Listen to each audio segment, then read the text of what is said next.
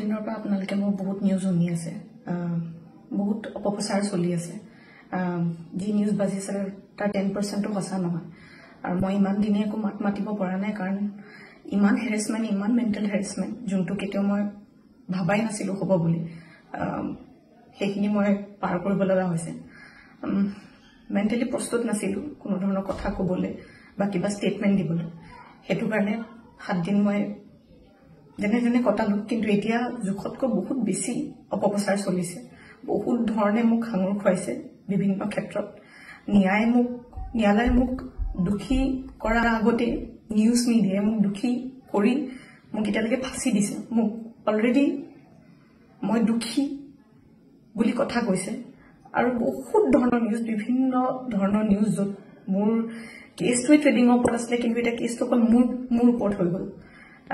আজি finally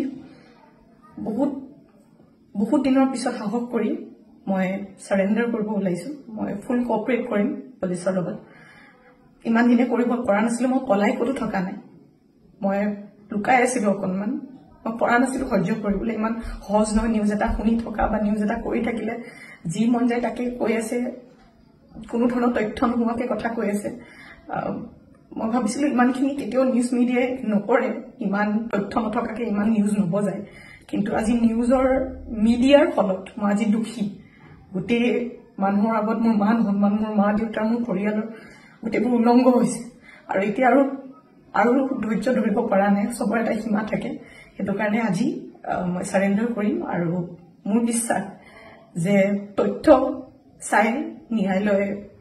decision ল'ব আৰু মিডিয়াৰ নিউজ চাই নহয় সো আজি মই সাৰেন্ডাৰ কৰিম আৰু মই ফুল কোঅপাৰেট কৰিম পুলিচৰ লগত আৰু মোৰ বিশ্বাস যে যদি মই সত্য হয় মোৰ কোনো ধৰণৰ শাস্তি নহয়